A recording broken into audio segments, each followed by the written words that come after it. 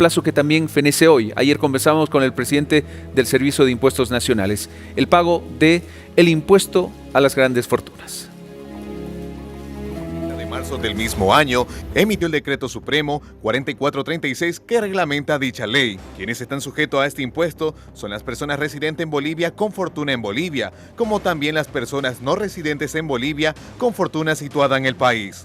Mario Cazón, presidente de Impuestos Nacionales, en una entrevista el día de ayer, se refirió acerca de los plazos del pago de dicho impuesto que vencían el día de hoy. Por los datos que he señalado, 132 personas ya se registraron en la administración tributaria y nosotros no vemos necesario, en este caso, ampliar el plazo para el pago del impuesto a las grandes fortunas. A la conclusión de los plazos para el pago del impuesto a las grandes fortunas, el presidente de la Cámara de Industria, Comercio, Servicios y Turismo de Santa Cruz, Fernando Hurtado, expresó el malestar que les genera este impuesto a los sectores. Porque está atacando la riqueza formada o el patrimonio formado en el sector formal, y sabemos, y no es misterio para nadie, que en el sector informal también hay mucho patrimonio que no está siendo grabado.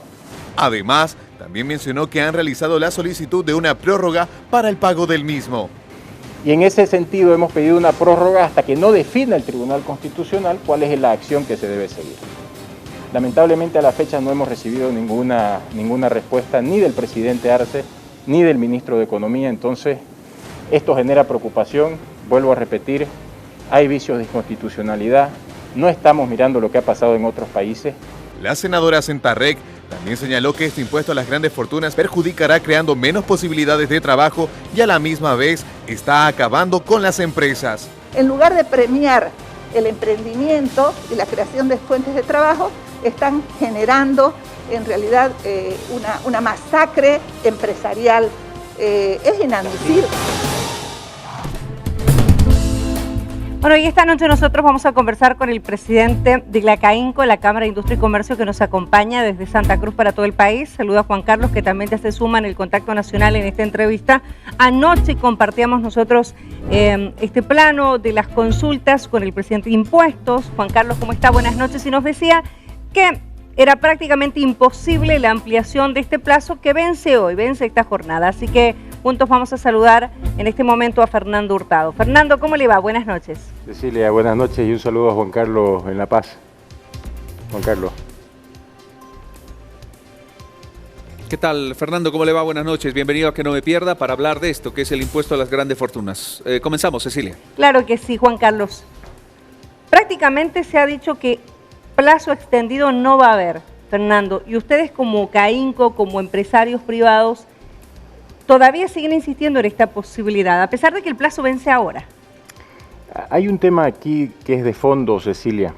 Nosotros, lo comentaba la senadora Sentarrec, hay recursos de inconstitucionalidad que han sido presentados y el Tribunal Constitucional a la fecha no los ha admitido ni se ha pronunciado al respecto. Entonces ese es un plazo que está incumpliendo el Tribunal Constitucional y lo que nosotros pedimos es que mientras se resuelve este tema de inconstitucionalidad, porque hay muchos vicios de inconstitucionalidad que después los vamos a comentar, se postergue el pago de este impuesto, ¿no? La idea es tener la figura clara y que las reglas sean claras, porque además de eso el impuesto tiene muchos vacíos que permiten la discrecionalidad. Nosotros hemos trabajado bastante en la legislación comparada con muchos países de la región que en su momento lo aplicaron y países del mundo también que en su momento lo aplicaron y hay que hacerse una pregunta importante. ¿Por qué muchos países han dejado de aplicar este tipo de impuestos? Lo que se llama en este país el impuesto a las grandes fortunas en realidad es un impuesto al patrimonio. Y el impuesto al patrimonio es algo que ocasiona que la riqueza se vaya, ya sea se vaya del país o se esconda debajo del colchón. Además de eso... Para no declararla. Exactamente, porque imagínese usted el patrimonio que se pueda tener no es un patrimonio líquido. Entonces hay una desproporcionalidad total en que se tenga que pagar sobre un patrimonio que tiene la persona que no ha sido vendido, no está en dinero, y lo que la gente va a tener que hacer para pagar este impuesto en muchos casos es o vender el activo o sacar un crédito. Entonces eso destruye valor en la economía, destruye el valor en los patrimonios de las personas, y ese contexto internacional es el que también se tiene que mirar. Los países que en algunos casos han aplicado este tipo de impuestos lo han hecho también por un tiempo determinado. En este caso nosotros no sabemos, nadie sabe dónde van a ir a parar los recursos que se recauden de este impuesto mal llamado a las grandes fortunas, porque en realidad es un impuesto, vuelvo a repetir, al patrimonio. Desde el punto de vista económico, decía ahí, la escuchaba la senadora Senta Rek, en un momento en el que necesitamos inversión para reactivar la economía, en un momento en el cual el Estado, las empresas y las familias están pasando por una crisis de liquidez a causa del COVID, porque esa es la realidad, estamos metiéndole más presión a las personas formales. El problema, y lo decíamos en la nota que hicimos el día de ayer, el problema es que se está agravando a las personas normales, y sabemos que en el sector informal hay una gran cantidad de patrimonio que no está gravado. Entonces es fácil irse a cazar al zoológico, pues, ¿no?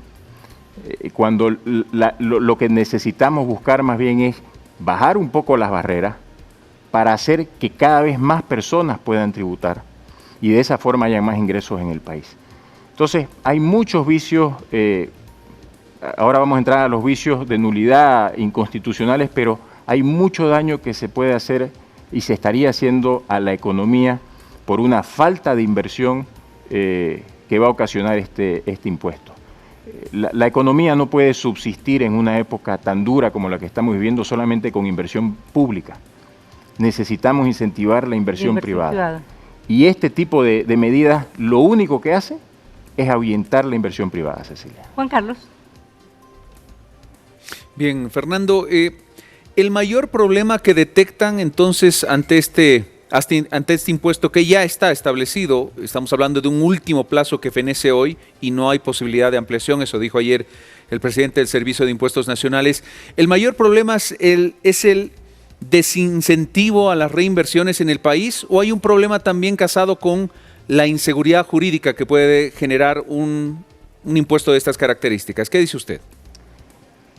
Un problema es el económico que le estaba comentando Juan Carlos. El otro tema es que hay muchos vicios de inconstitucionalidad en la ley. Por ejemplo, lo decía la nota al inicio de la presentación, esta ley fue aprobada el 28 de diciembre del 2020 y está siendo aplicada para toda la gestión 2020. Entonces es un impuesto retroactivo. Los impuestos no pueden ser retroactivos, ese es el primer tema. ¿Ese es un vicio de nulidad que ustedes ven? Ese es un vicio de nulidad. El segundo, hay un conflicto de competencia, porque de acuerdo a la norma, de acuerdo a la ley vigente, a las leyes que ya hay vigentes, son los municipios los que tienen competencia de gravar impuestos sobre bienes inmuebles y vehículos. Y lo que este impuesto está haciendo es gravar un impuesto sobre impuesto para este tipo de bienes, los bienes inmuebles y vehículos que son patrimonio de las personas. Entonces hay un conflicto de competencia y una doble tributación. Hay una discrecionalidad preocupante, Cecilia y Juan Carlos, porque resulta que la ley dice que el inmueble o el patrimonio que se vaya, sobre el cual se tiene que tasar esta supuesta fortuna, es sobre el valor catastral o el valor de venta, cualquiera que sea mayor. Y la pregunta aquí es, ¿quién va a definir el valor de venta? Entonces ese nivel de discrecionalidad genera mucha incertidumbre en la gente que, ¿cómo sé yo? Si no quiero vender mi inmueble, ¿cómo sé cuál es el valor de venta? Si no quiero vender el vehículo, ¿cómo sé? Ya estoy pagando impuestos sobre estos vehículos. Entonces hay un problema serio, Juan Carlos, ahí de competencias de discrecionalidad que es retroactivo. Y otro problema que vemos es que hay una invasión preocupante a la privacidad. Una de las cosas que dice la ley, que dicen en impuestos internos, es que las personas que no paguen este impuesto en su totalidad, lo que van a recibir es una publicación en prensa y además se va a levantar el secreto bancario. Y eso va en contra de la privacidad que está establecida en la Constitución Política del Estado. Y además de eso, la desproporcionalidad que hay en el pago de las multas. Resulta que si una persona tasó mal un inmueble o fruto de esa discrecionalidad viene una fiscalización y le dicen usted dejó de pagar 100.000 bolivianos que debió haber pagado, resulta que además de pagar esos 100.000 bolivianos va a tener que pagar el 200% de los 100.000 bolivianos que no pagó, es decir, 300.000 bolivianos. Entonces, la desproporcionalidad de la multa es otro tema preocupante. Respondiéndole, Juan Carlos, no es solamente el tema económico que es preocupante por el momento en el que estamos viviendo, no solamente los bolivianos, es un tema global, pero en Bolivia, cuando deberíamos estar reactivando la economía, le estamos poniendo una piedra encima y muy pesada. Además hay muchos vicios de inconstitucionalidad y hay normativas vigentes que se están rompiendo.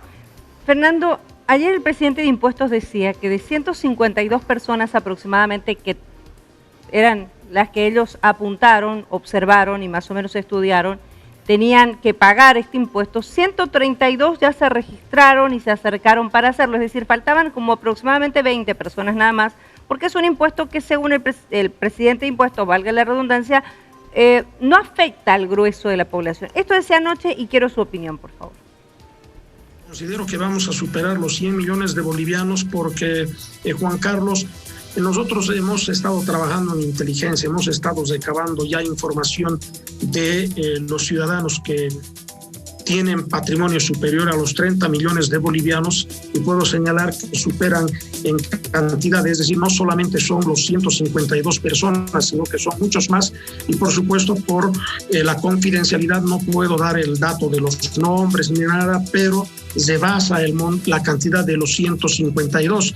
Entonces, como Impuestos Nacionales estamos expectantes de que estos ciudadanos extranjeros y bolivianos que residen hoy en Bolivia paguen el impuesto el día de mañana y tener el dato ya oficial el 1 de abril, que lo haremos conocer al pueblo boliviano y considero en verdad de que vamos a superar ese monto de los 100 millones de bolivianos, tomando en cuenta además que el segundo vencimiento importante es de aquellas personas que no residen en el país, pero que tienen patrimonio en Bolivia. El objetivo, además de este impuesto, es justamente generar recursos y están directamente orientados a, en este caso, generar recursos para enfrentar, para comprar, en este caso, medicamentos y, por supuesto, las vacunas que hoy día ya ha adquirido inclusive nuestro gobierno. Y nosotros no vemos necesario, en este caso, ampliar el plazo para el pago del impuesto a las grandes fortunas, en este caso. Esto decía anoche don Mario Cazón. ¿Qué opina?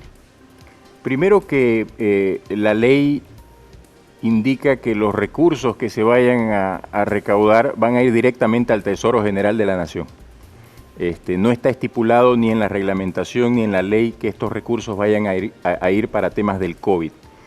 Y el problema con eso es que esto va a caer en una bolsa, que es el Tesoro General de la Nación, donde hay miles de millones de bolivianos.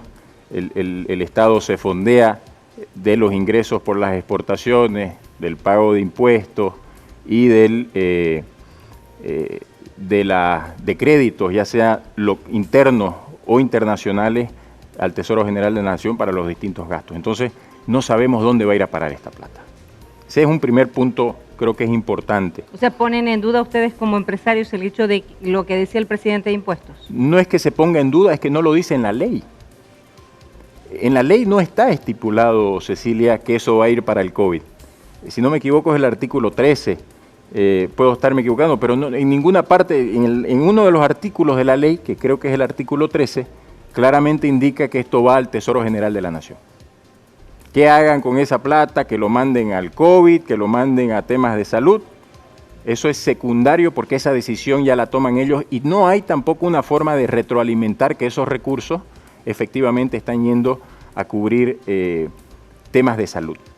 Por otro lado, hacerle recuerdo, Cecilia, que el año pasado, durante la emergencia del COVID, tuvimos una solidaridad impresionante de personas naturales, empresarios y no empresarios, que aportaron de manera solidaria miles de dólares para atender la emergencia del COVID del año 2020. ¿Cuánto? Por ejemplo, solamente como ejemplo, la campaña que nosotros hicimos en el Demos de Corazón, la segunda fase para abrir el centro COVID, llegamos a recaudar más de $1 millón. Todo esto ha sido destinado a los pacientes del COVID sin ningún interés más allá que de apoyar. Entonces, no podemos hablar de estar apretando más a la gente que de manera solidaria también ha estado aportando. Y repito, Cecilia, lo que nosotros necesitamos es una postergación, una prórroga de este impuesto. Nosotros, digo, la población, porque necesitamos una certidumbre de que el Tribunal Constitucional cumpla los plazos. Hay, tengo entendido, 4 recursos que se han presentado. Uno de inconstitucionalidad abstracta, o 2, si no me equivoco, de distintos senadores, y 2 por conflicto de competencias de 2 alcaldías. Los plazos para que el Tribunal Constitucional se pronuncie ya vencieron. Entonces, ¿qué ejemplo le damos a la población que autoridades incumplan plazos y estamos apretando para que personas naturales cumplan plazos en un pago de impuestos que no tiene una razón de ser y que tampoco entendemos? Porque lo que se piensa recaudar, si vamos a ir a las vacunas, si nosotros necesitamos más o menos 15 millones de dosis de vacunas y estamos hablando de que cada dosis cuesta $9, échele pluma. Es mucho más de lo que se piensa recaudar en el impuesto a las grandes fortunas, pero de lejos. Entonces, creo que lo que hay que hacer, creo que nos estamos equivocando en el camino, Cecilia.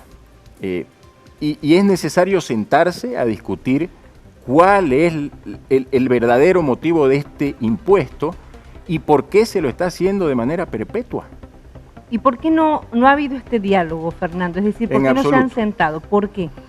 Porque no vemos nosotros todavía una predisposición del Ejecutivo para sentarnos a discutir temas de reactivación económica. Lo que vimos, y para darle un ejemplo, el programa fiscal financiero que sacó el ministro de Economía hace una semana más o menos, 10 días, en ningún momento menciona al sector privado. En el sector privado actualmente, en lugar de incentivar a los sectores, lo que se está haciendo es ir poniéndoles traba unos por unos. Entonces, estas cosas se tienen que discutir, se tienen que conversar, porque al final en este país vivimos todos. El sector privado, Cecilia, entre las empresas y todas las personas autoempleadas, digámoslo así, los emprendedores que tienen su negocio, que no viven del sector público, es decir, viven del sector privado, viven del consumo interno, viven de la producción interna, los microempresarios, los industriales pequeños, medianos, grandes, los comerciantes, corresponden al más del 70% del empleo en este país. Entonces, no sentarse a conversar es preocupante. Nosotros seguimos trabajando, Cecilia, en el sector privado, pero las normas se tienen que consensuar. ¿Pero por qué no ha habido esta reunión? ¿Ustedes le han pedido reunirse al presidente en estos meses que no han recibido respuesta? No hemos recibido respuesta. ¿Al ministro de Economía? También. ¿Tampoco han recibido respuesta? De todas formas, Cecilia, el sector privado, si tiene una característica, es que igual sigue adelante. Sigue trabajando, no necesitamos dinero del gobierno, si es que esa es la percepción que hay. Lo que necesitamos es sentarnos a conversar para empezar a tener reglas claras, como por ejemplo el impuesto a las grandes fortunas no nos da reglas claras, para poder seguir invirtiendo en este país. Esa es la idea, Cecilia. Juan Carlos. Bien, Fernando, para ir finalizando, algo que quiero que me quede claro. ¿El problema es el impuesto como tal?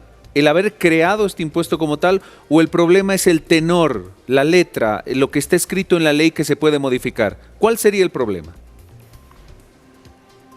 El primer problema, Juan Carlos, es haber creado un impuesto al patrimonio y no al ingreso. Cuando se crea un impuesto al patrimonio, las personas tienen que deshacerse de ese patrimonio si es que no tienen el efectivo para pagarlo. Ese es el primer problema. Y el segundo problema es que la forma en que ha salido esta ley incumple muchas, como le decía al comienzo, hay muchos vicios de inconstitucionalidad, va en contra de la propia Constitución. Entonces, por un lado genera un daño económico grave, que todavía no sabemos cuáles van a ser las consecuencias reales, y por otro lado se saca incumpliendo muchas cosas de la Constitución y además incumpliendo normativa que ya estaba vigente. Son esas dos cosas. Entonces, vuelvo a repetir, entre las personas autoempleadas, entre los empresarios, las empresas sobre todo, que las empresas están hechas de empresarios y trabajadores, sector formal e informal, que no depende del gobierno, es más del 70%. Entonces hay que sentarse a conversar y a dilucidar este tipo de cosas. ¿Qué pasará con los empresarios que no pudieron pagar este impuesto? ¿Conoce usted o se han acercado a la CAINCO para pedir asesoramiento? Porque según el presidente de impuestos, eran muy pocos los que no habían tratado de solucionar este tema del pago. De 152, 132, decía él, ya se registraron. Mire, nuestra preocupación más que nada es qué va a pasar con este país si seguimos con este tipo de normas tan confiscatorias, porque esta es una norma confiscatoria. No hemos tenido nosotros un acercamiento con impuestos para hacer ningún tipo de capacitación sobre las normas. Hemos visto algunos comunicados que han salido y entiendo que cada una de las personas que se ven afectadas por este impuesto ha estado viendo con sus abogados cuál es la mejor forma de proceder. Pero directamente como CAINCO no. No. De todas formas, si el plazo no se amplía, como ha dicho el presidente de impuestos en las últimas horas, ¿habrá alguna otra acción o pronunciamiento del sector empresarial? Claro que sí. En realidad nuestra preocupación como sector privado es proteger y dar incentivos para la inversión privada. Ese es el fondo, y que las cosas que se hagan dentro del marco de la legislación vigente, dando seguridad jurídica, no solamente para que la inversión y la generación de empleo se dé en Bolivia, sino que también podamos atraer inversión extranjera. Imagínese usted, si una persona que estuvo viviendo en Bolivia 184 días en el 2020 porque no pudo salir de Bolivia por el COVID, le llega el impuesto a las grandes fortunas a finales de año y resulta que ahora es un sujeto pasivo que tiene que pagar porque tiene bienes en, qué sé yo, en su país de origen. Entonces, ese tipo de inseguridad jurídica preocupa mucho. Nosotros lo que vamos a seguir haciendo es las representaciones correspondientes para que haya un pronunciamiento de las autoridades, se cumplan los plazos y que podamos sentarnos a discutir cómo sacar adelante la economía de este país. Fernando, le agradecemos muchísimo por haber estado aquí esta noche y conversar de este tema. Gracias a usted. Gracias, Juan Carlos. Juan Carlos. Muchísimas gracias a Fernando Hurtado, presidente de la CAINCO, que nos ha acompañado, expresando sus criterios, sus preocupaciones, el sector empresarial, ante este impuesto que, como lo han reiterado las autoridades, no tiene ningún tipo de ampliación, hoy vence y, claro, aseguran correrán las sanciones. Y algo que nos decía el señor Hurtado es recursos de inconstitucionalidad que han vencido en plazos y que todavía están pendientes. Habrá que esperar cuál es el pronunciamiento del Tribunal Constitucional ante estos recursos. Gracias, Fernando, por su tiempo.